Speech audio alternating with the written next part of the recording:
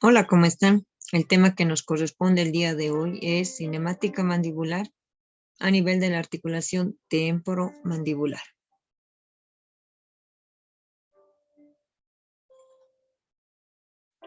Para poder entrar en contexto con relación a este tema, voy a rescatar este pequeño párrafo que nos plasma nuestro texto oficial, que es Oclusión y Diagnóstico en Rehabilitación Oral, donde nos menciona que o nos recomienda que al iniciar este tema, es decir, cinemática mandibular a nivel de la articulación temporomandibular, damos por descontado el conocimiento de los elementos anatómicos que caracterizan a la articulación temporomandibular, los que ya fueron analizados.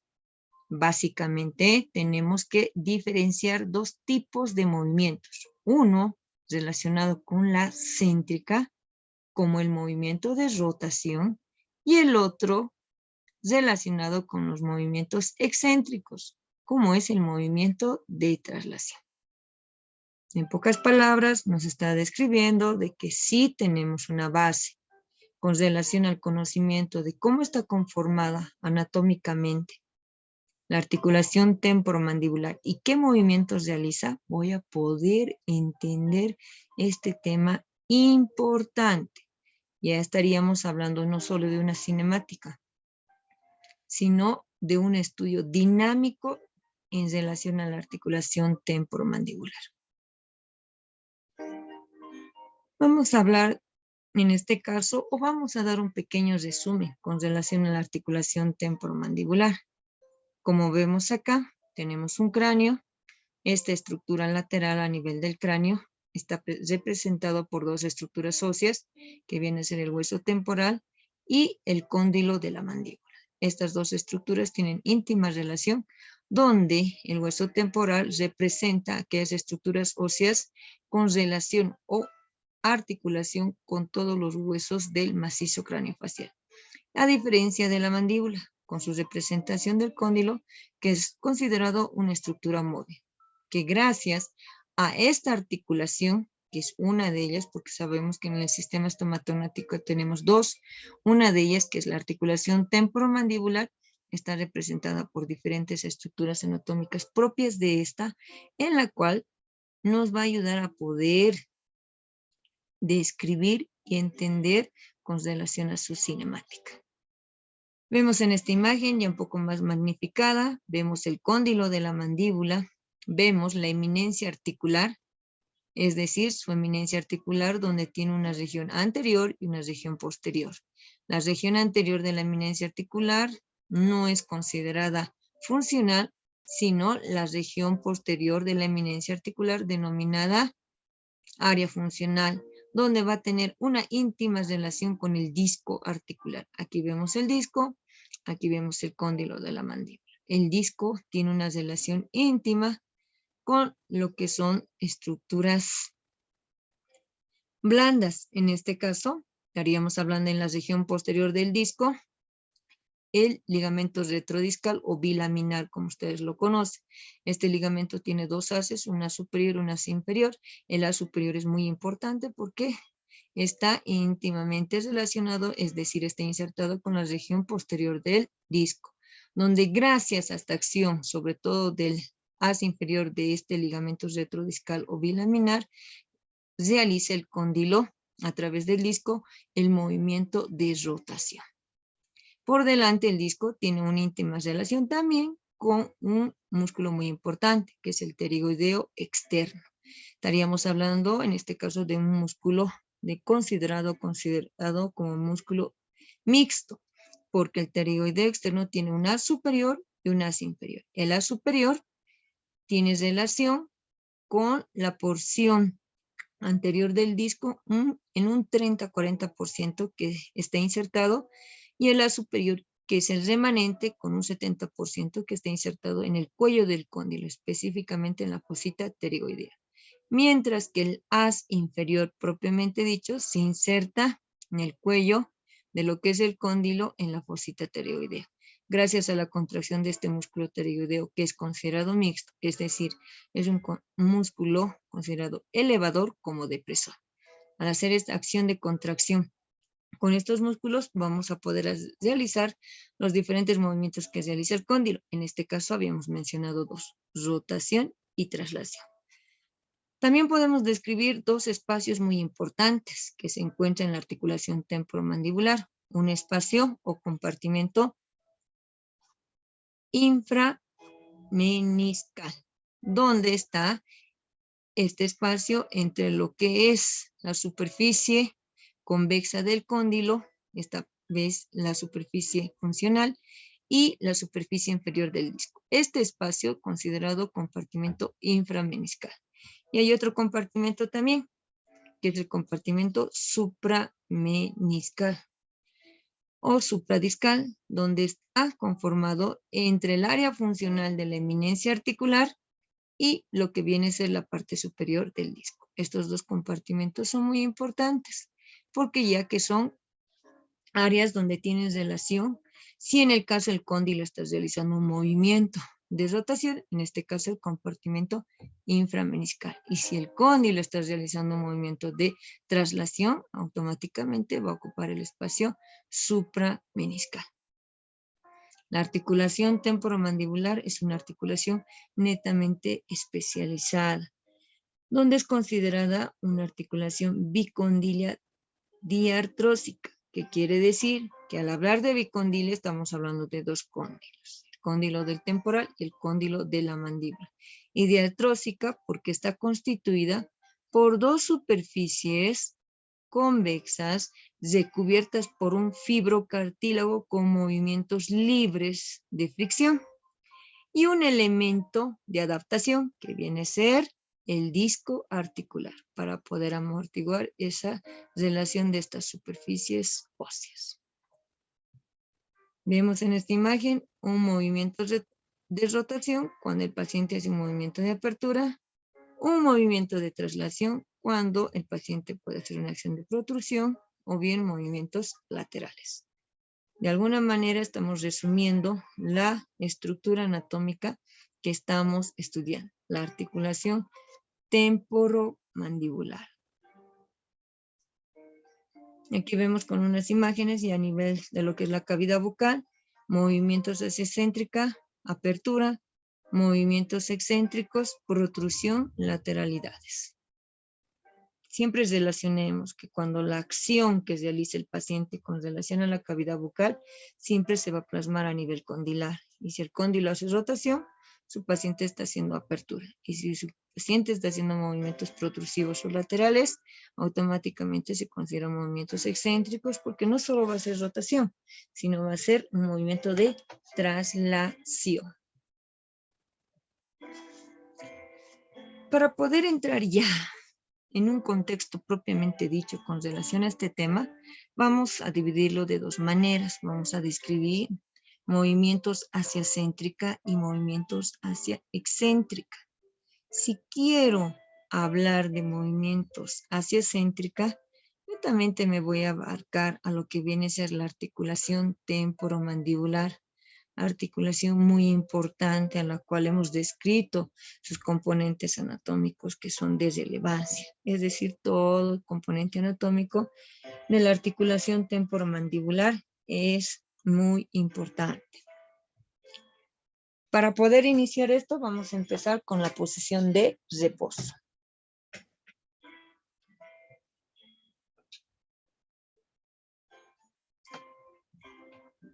Movimientos hacia céntrica. ¿A qué se refiere con un movimiento de reposo? Donde nuestro cóndilo, disco, eminencia articular, músculos masticadores y ligamentos se encuentren en mínima actividad, es decir, sin presiones y con los espacios articulares descomprimidos. Posición de reposo, donde tu cóndilo se va a encontrar hacia arriba, hacia el medio y hacia adelante con relación al disco y eminencia articular, donde tu superficie oclusal, tanto del arco inferior como del superior, va a estar libre de contacto. Al tener estas características a nivel articular y dentario, va a haber una mínima actividad, es decir, no va a haber actividad, sino todas las estructuras anatómicas se van a encontrar sin presiones, sin realizar movimientos o presión a nivel de lo que es la articulación. Por lo tanto, sería una superficie netamente en relajación. Pero siempre y cuando el cóndilo se encuentre hacia arriba, hacia el medio y hacia adelante, y donde las superficies oclusales estén libres de contacto. En este caso, en una posición de reposo, por lo menos tiene que haber una separación entre las unidades de la oclusión menor o como límite 2 milímetros de separación a nivel de sus unidades de la oclusión. Por lo tanto, se consideraría una posición de reposo y algunos lo consideran como una posición en relación céntrica, donde mi cóndilo se encuentra hacia arriba, hacia el medio y hacia adelante, y donde no hay contacto dentario. Esta es una posición de reposo. A partir de esta posición, donde todas sus estructuras anatómicas se encuentran descomprimidas, relajadas, vamos a realizar como las manecillas del reloj. Posterior a esta posición de reposo,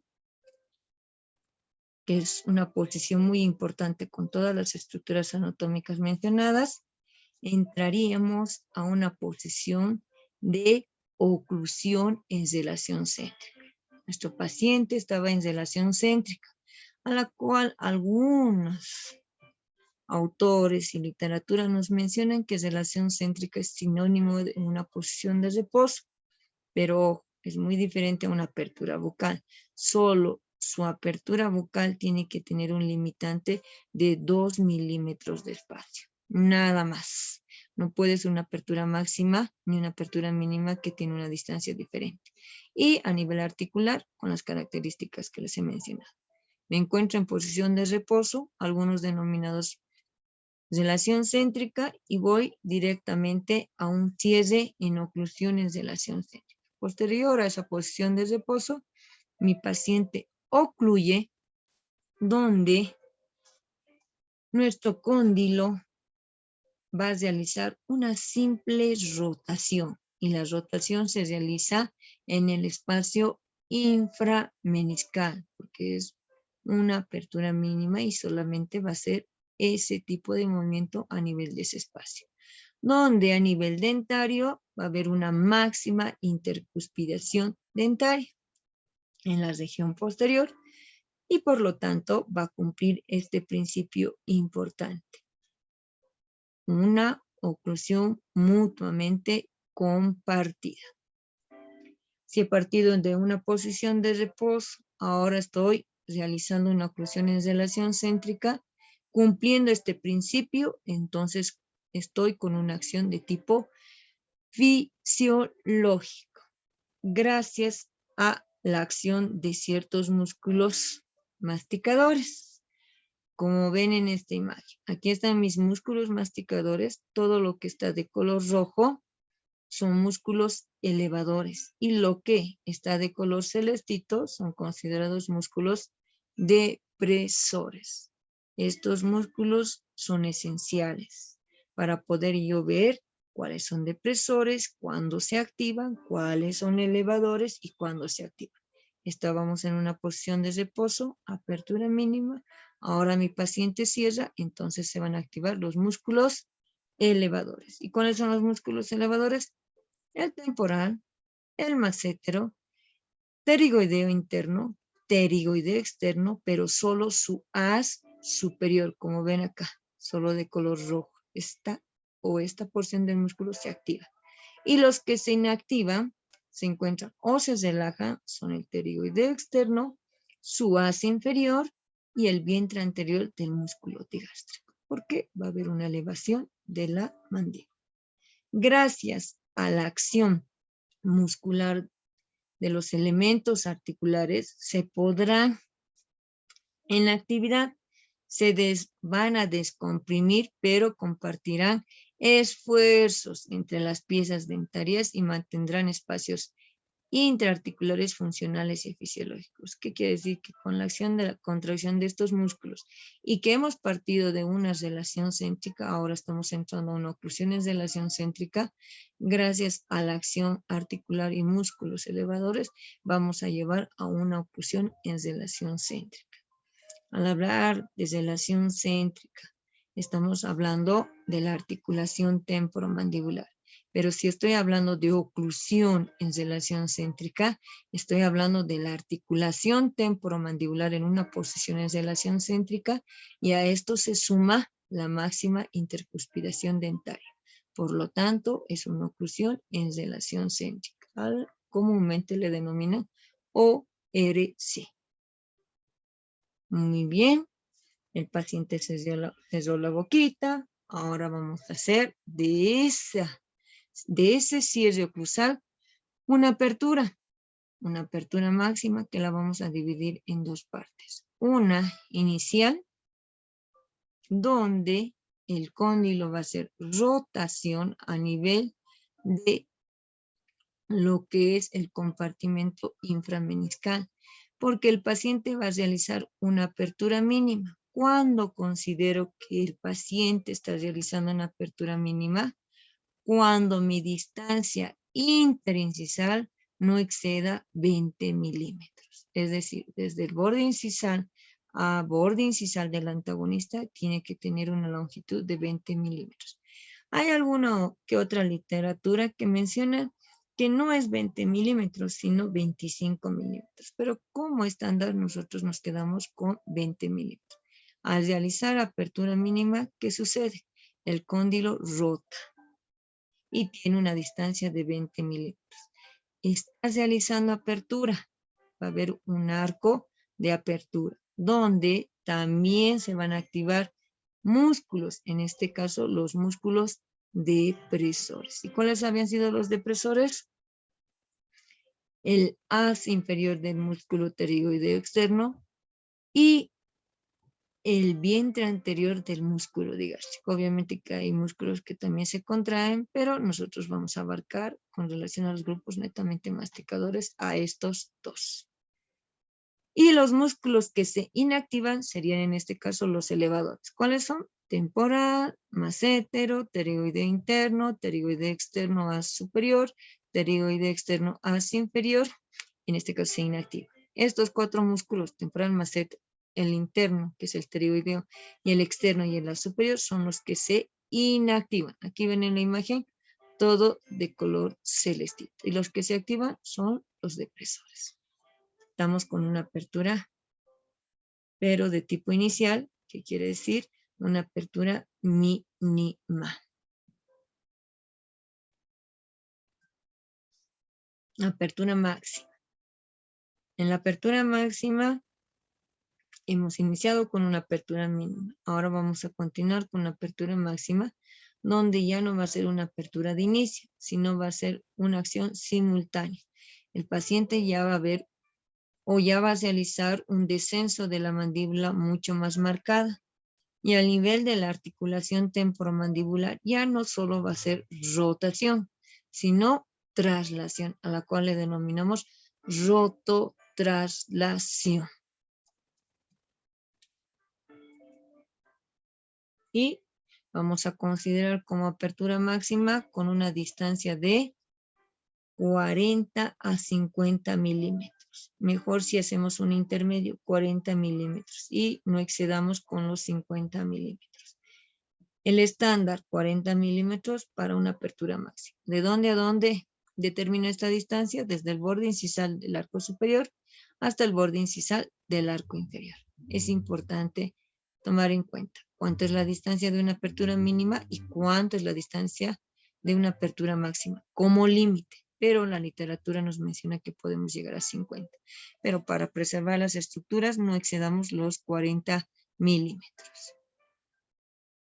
Para esto tiene que cumplirse ciertos principios, donde tiene que existir una perfecta adaptación del cóndilo. Es decir, cóndilo, disco y eminencia articular tienen que tener o presentar una íntima relación con relación a la acción que realizan cada una de estas.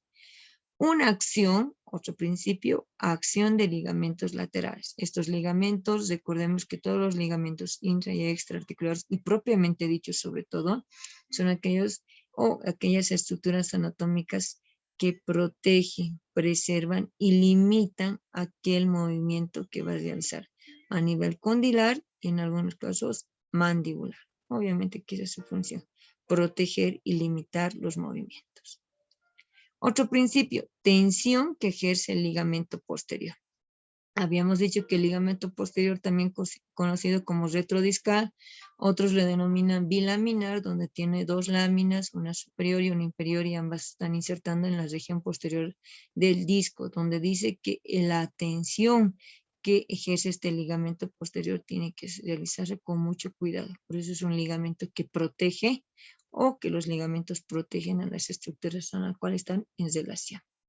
Otro principio, la tracción que realizan algunas fibras del pterigoideo externo hacia adelante. Entonces recordemos que el músculo pterigoideo externo son músculos muy importantes. En este caso porque está conformado por dos fibras, una superior y una inferior. Y recordemos que la inferior es depresor y por lo tanto esta va a ser, con su acción de contracción, juntamente con lo que es el vientre anterior del digástrico, el descenso de la mandíbula. 4 factores importantes que van en relación a lo que es el disco y el cóndilo para poder ocasionar un equilibrio para poder realizar esta acción de apertura máxima.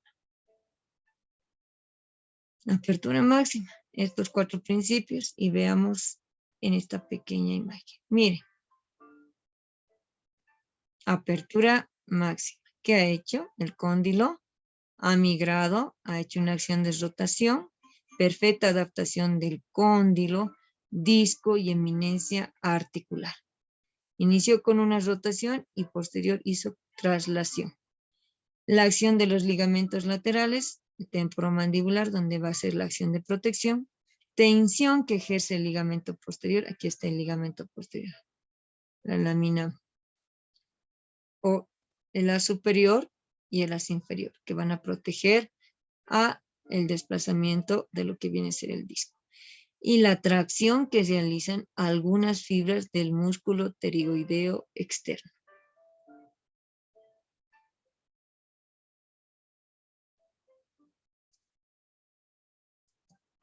Volvamos a ver y vean esa estructura. Listo. Apertura, contracción muscular, tensión del ligamento retrodiscal. Miren cómo protege el disco, limitan el movimiento y no existe una alteración entre lo que es la superficie articular del cóndilo, el disco articular y lo que es la eminencia articular, que ambas tienen una relación, por lo tanto es considerada el complejo cóndilo-disco articular. Estamos hablando obviamente de estructuras anatómicas donde cumplen una función netamente fisiológica.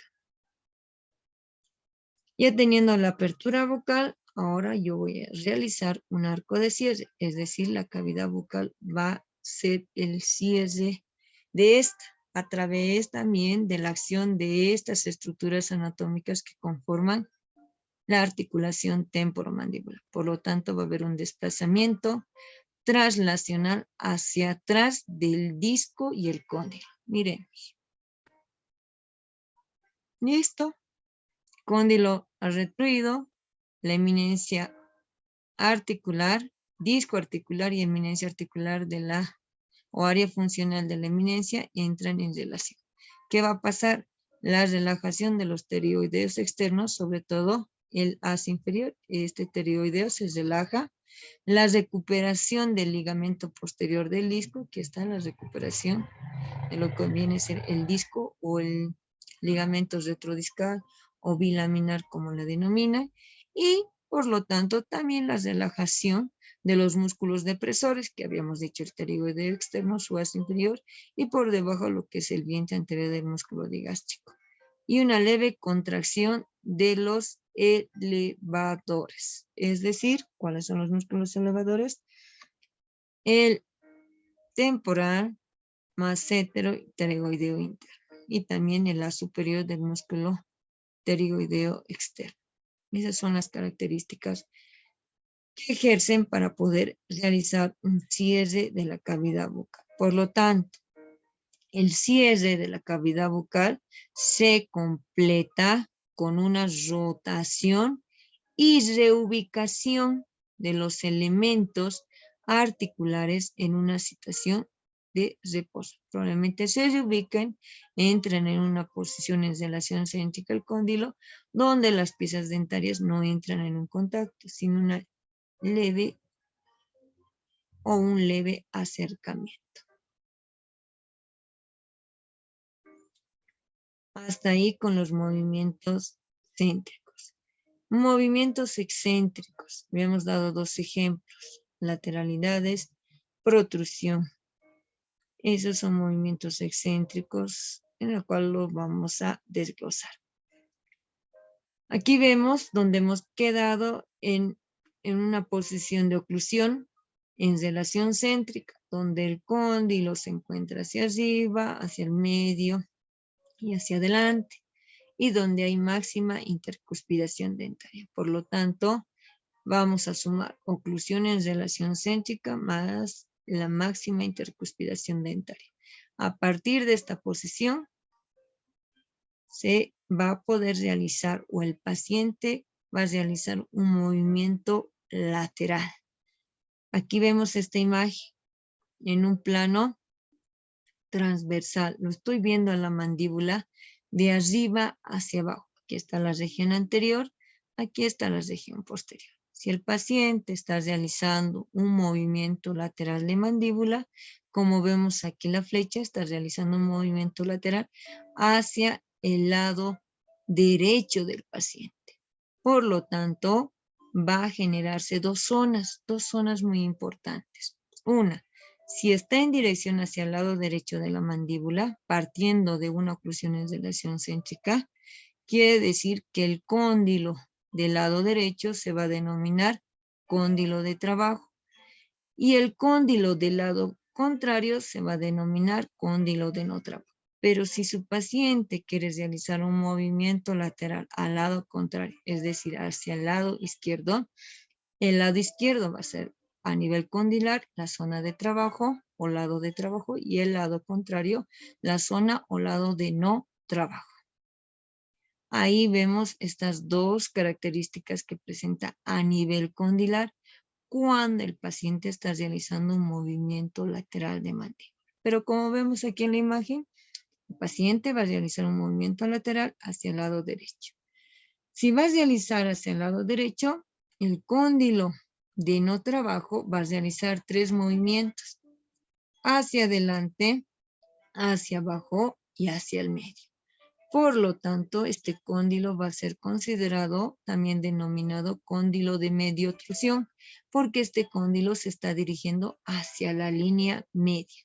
Y al realizar este tipo de movimiento, también se va a denominar cóndilo orbitante. Mientras que el lado contrario, el cóndilo de trabajo solo va a realizar un desplazamiento lateral.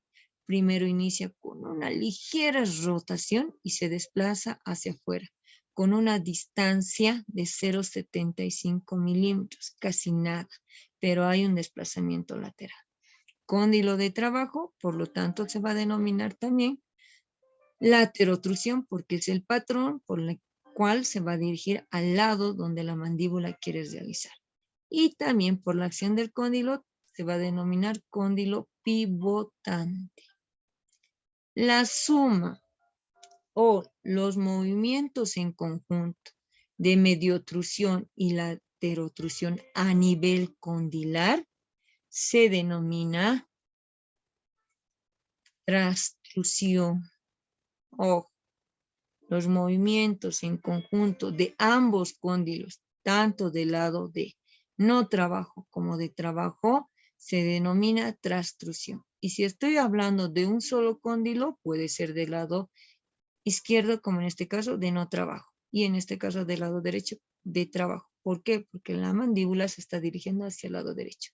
Y si la mandíbula va al lado contrario, todo se invierte. Nada más. Y aquí vemos una imagen donde vemos el canino.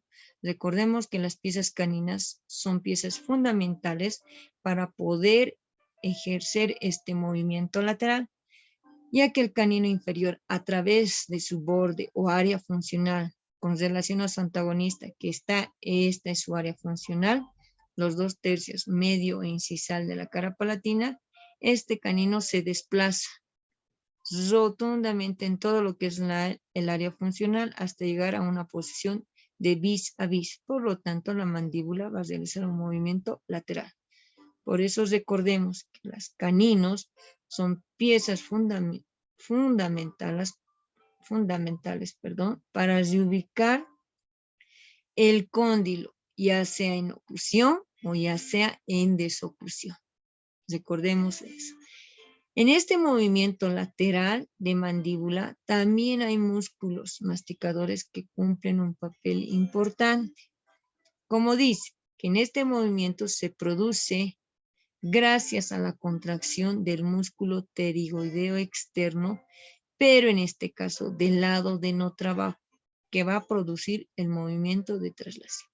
Es decir, si yo quiero hacer un movimiento lateral, el músculo que se va a activar, en este caso hacia el lado derecho, el músculo del lado izquierdo, es decir, del cóndilo de no trabajo, es el que se va a activar tanto de la superior como la inferior para hacer un movimiento lateral. Pero si mi mandíbula quiere realizar un movimiento lateral hacia el lado izquierdo, automáticamente el músculo del lado derecho es el que va a hacer una acción de contracción para realizar este movimiento lateral. Es decir, actuaría como un patrón la zona de no trabajo. Y de ese mismo lado, el músculo pterigoideo externo. Es importante repasar las inserciones de los músculos masticadores con mucho mayor enfoque al músculo pterigoideo externo, porque este músculo nos va a poder ayudar a determinar lo fisiológico con relación a lo patológico. Aquí vemos unas imágenes con relación a diferentes planos, pero solo para ubicarlos. Aquí vemos la mandíbula, donde está realizando un movimiento lateral, pero esta imagen está en un plano frontal. Lo estoy viendo de frente. Al realizar un movimiento lateral, aquí identifico el cóndilo de trabajo. Y aquí en el lado contrario, el cóndilo de no trabajo. Hemos dicho que el cóndilo de trabajo es el cóndilo que solamente va a rotar y se va a desplazar con una distancia de 0,75 milímetros hacia afuera. Mientras que el cóndilo de no trabajo se va a dirigir hacia adelante, hacia abajo y hacia el medio. Donde en el cóndilo de no trabajo se va a generar el ángulo de Bennett, por lo tanto, un referente muy importante para poder yo entender también el uso del articulador. Pero en este caso nos vamos a dar hincapié al cóndilo de trabajo, también denominado por el movimiento que realiza el cóndilo laterotrusión. Aquí vemos una imagen del cóndilo visto de frente. Aquí está el cóndilo. Y esta relación para estos movimientos de laterosurtrusión y laterodetrusión están relacionados a la forma que tiene su techo. En este caso, vamos a ver esto. Les decía, este es el cóndilo de laterotrusión de trabajo. ¿Por qué denomino laterosurtrusión y laterodetrusión? Está en un plano frontal. Aquí está su techo. Es el techo de la cavidad glenoidea. Listo. Si este techo de la cavidad glenoidea hacia afuera tiene una dirección hacia arriba y hacia afuera, automáticamente el cóndilo en un movimiento de laterotrusión se va a dirigir hacia afuera y hacia arriba. Por lo tanto, va a tener un denominativo de ser laterosurtrusión. Pero si este techo en la parte externa está con una dirección hacia abajo. Anatómicamente puede ser que así esté la forma de su huesito. Entonces, en un movimiento de laterotrusión, el cóndilo se va a dirigir hacia afuera, pero hacia abajo. Por lo tanto, va a ser un movimiento de laterodetrusión. ¿Por qué es importante que yo recalque estos dos movimientos? Porque también estas estructuras anatómicas, en este caso del techo, me va a ayudar a determinar la altura de las cúspides de mis molares. Si hace un movimiento de laterosurtrusión porque el techo está hacia arriba o la parte externa del techo de la cavidad glenoidea se encuentra hacia arriba y hacia afuera, sus cúspides van a ser altas. Pero si la parte externa de mi techo de la cavidad glenoidea tiene una dirección hacia abajo, el cóndilo se va a dirigir hacia afuera y hacia abajo. Por lo tanto, las cúspides de mis molarcitos van a ser planitas. Por eso existe esa relación. Son estructuras anatómicas para dar determinación a la altura de las cúspides. Esto en un plano frontal. En un plano horizontal, frontal y horizontal. En un plano horizontal, estoy viendo aquí el cóndilo. Ustedes lo ven de la misma manera, pero este cóndilo también es considerado el cóndilo de laterotrusión. Pero lo estoy viendo en un plano horizontal, de arriba hacia abajo. Esta relación en un plano horizontal también nos va a ayudar a que en un movimiento de laterotrusión, dependiendo a la pared posterior de la cavidad glenoidea, en este caso, nos va a poder facilitar el desplazamiento del cóndilo hacia afuera y hacia atrás. Supongamos que esta es la pared posterior de la cavidad. Estamos viendo en un plano horizontal. Miren, esta es la parte externa de la pared posterior. Se dice que si este cóndilo en un movimiento de laterotrusión se dirige hacia afuera y hacia arriba, quiere decir que este movimiento se va a denominar laterorretrusión. Se va a ir hacia afuera, perdón, hacia afuera y hacia atrás, porque estoy viendo en un plano horizontal. Pero si el cóndilo en un movimiento de laterotrusión se va a dirigir hacia afuera y hacia adelante, va a realizar un movimiento de lateroprotrusión. ¿Pero a qué se debe esto? A que la superficie o porción externa de la pared posterior de la cavidad se dirija bien hacia atrás o bien un poquito hacia adelante. Son estructuras anatómicas que van a ayudar a determinar qué tipo de movimiento va a realizar el cóndilo. En este caso, en un análisis en un plano horizontal. O bien laterotrusión o bien lateroprotrusión. Laterotrusión, si se dirige hacia afuera y hacia atrás. Lateroprotrusión, si se dirige hacia afuera y hacia adelante. ¿Y esto con qué tiene relación? Con la dirección de los surcos de los molares. Así sean estructuras anatómicas, a veces no de mucha relevancia, porque es tan complicado, laterotrusión, surtrusión, complicado para que yo me pueda acordar, es importante, porque si yo voy a hacer un análisis minucioso de los determinantes de la morfología oclusal, me va a ayudar estas estructuras anatómicas a poder dar respuestas. ¿Por qué los molares, mi paciente, tienen cúspides altas y por qué tienen cúspides cortas? O por ahí, en relación a la dirección de los surcos de cada pieza dentaria.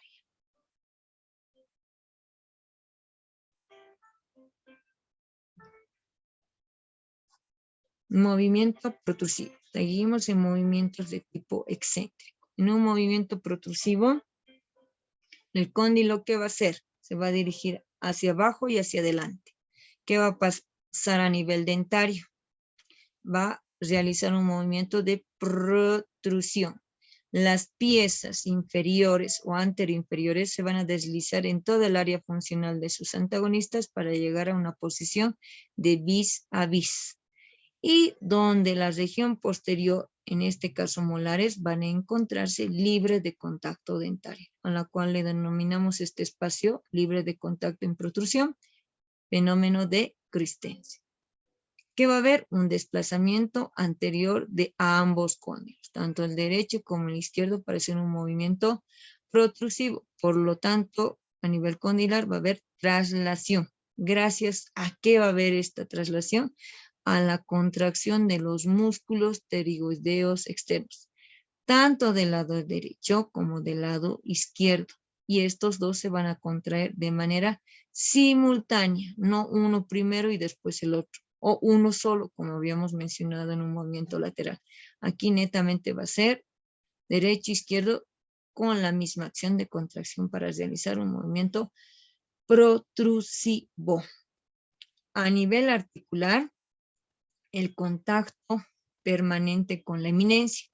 Aquí se supone que tiene que estar el disco, aquí está el cóndilo de la mandíbula, el área funcional del cóndilo. Tiene que ser un contacto simultáneo. Es una condición que estará asegurando por la guía anterior. Lo que les decía, el borde incisal o el área funcional de los incisivos inferiores se desplazan por el área funcional de sus antagonistas para hacer una acción de protrusión. Y aquí va a haber una correcta adaptación a nivel incisal, por lo tanto una excelente desoclusión en la región posterior, es decir, separación de las superficies oclusales o de las unidades de la oclusión, a la cual este fenómeno o este espacio se le denomina fenómeno de Christens. ¿A qué se debe esta fisiología a nivel articular, guía anterior y región posterior? Gracias a estos principios: oclusión mutuamente compartida y oclusión mutuamente protegida, junto con la actividad de los músculos elevadores para poder hacer una acción de contracción. Pero ¿quiénes se llevan la flor? Los pterigoideos externos, de manera simultánea. Para poder en claro estos dos principios que son básicos. ¿Por qué principios? Porque todo sistema estomatognático debería de cumplir estos principios para poder nosotros considerar que este paciente presente una oclusión orgánica. ¿Y qué es una oclusión mutuamente protegida? Es donde los dientecitos posteriores protegen a los anteriores en el momento de la oclusión, cliff, para dar estabilidad. Y los anteriores protegen a los posteriores y a la articulación temporomandibular en el momento de la desoclusión. ¿Qué quiere decir?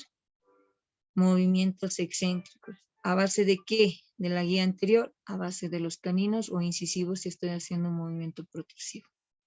Este principio, si cumple su paciente con las piezas dentarias que presenten la cavidad, está cumpliendo este principio importante para llevarnos a una oclusión orgánica. Pero a esto se suma algo, que es una oclusión mutuamente compartida. ¿Y qué es una oclusión mutuamente compartida?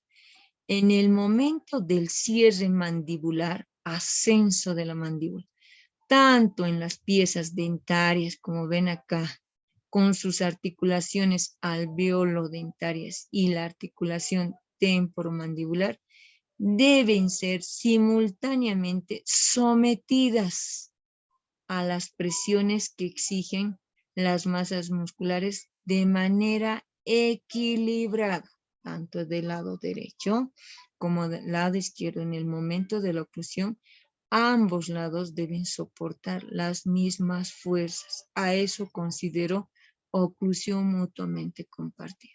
Aquella persona o paciente que cumpla estos dos principios, obviamente haciendo todos los respectivos análisis, entonces consideramos que tiene una oclusión orgánica, es decir, una oclusión ideal o una oclusión perfecta. Pero para que yo pueda ver y entender estos principios, tengo que tener una base conceptual. Y a lo que estamos avanzando, tema por tema, de lo general a lo particular, a estas alturas yo ya tengo que identificar estos principios en mi paciente. Y aquí unos pequeños videos donde vamos a poder verlo, el movimiento, o en este caso los movimientos, en este caso un movimiento lateral. Veamos un movimiento lateral donde sabemos que la mandíbula se va a ir hacia un lado y donde tengo que ver que los caninos del lado del patrón, en este caso va a haber un movimiento lateral hacia el lado derecho, cumplen un papel fundamental. Y esto va a repercutir a nivel de la articulación temporomandibular. Veamos, miren, canino inferior se va a desplazar en todo lo que es el área funcional y va a llegar a una posición de vis a vis.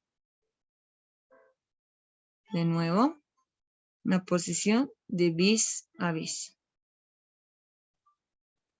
El cóndilo de trabajo realiza un leve movimiento de rotación y el cóndilo de no trabajo se dirige hacia adelante, hacia abajo y hacia el medio. Miren, un movimiento lateral.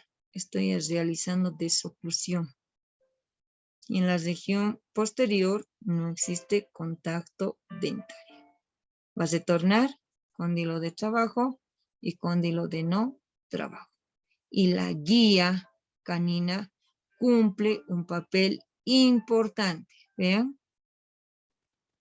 Para poder facilitar el desplazamiento y el recorrido ideal de los cóndilos y reubicarse esta en la cavidad glenoidea. Miren, cóndilo del lado de trabajo en un plano sagital ambos. Aquí rota y se va hacia afuera, el del de trabajo. Y el de no trabajo, ¿qué hace? Se dirige hacia adelante, hacia abajo y hacia el medio. Y camina cóndilo, disco y a través de lo que es la eminencia articular, sin ningún tipo de alteración o interferencia. Realizado en efecto de desoclusión, donde las únicas piezas dentarias que entran en contacto son los caninos del lado donde va a dirigirse la mandíbula, en este caso en el lado derecho. Vas a retornar sin ningún sobresalto. El uno recorre y rota y el otro del medio hacia arriba y hacia atrás. Listo. Reubicación. Estamos hablando de un movimiento de tipo fisiológico. En un movimiento protrusivo, quienes juegan un papel importante, tanto en movimiento lateral como protrusivo, la guía anterior. Son importantes estas estructuras dentarias. Y gracias a estas estructuras dentarias, el cóndilo se va a poder desplazar de manera favorable. En un movimiento protrusivo. Miren, va a ser un movimiento protrusivo, los incisivos inferiores a través del área funcional. Va a migrar, se va a dirigir hacia adelante hasta llegar a un contacto de vis a vis. Y el cóndilo se va a dirigir hacia abajo y hacia adelante. Ahí estamos haciendo una acción de protrusión donde los espacios oclusales o unidades de la oclusión de la región posterior, tanto del superior como el inferior, están libres de contacto. Retorna. Mire el incisivo inferior a través del área funcional se reubica y entra en lo que es una máxima aproximación o acoplamiento anterior. Está retornando. Cóndilo disco hacia atrás y arriba. Listo. Esta es la acción que realiza la mandíbula a través de las guías y la acción que realiza el cóndilo. Esto con características fisiológicas. Bueno, aquí quedamos como en la primera parte de nuestro tema.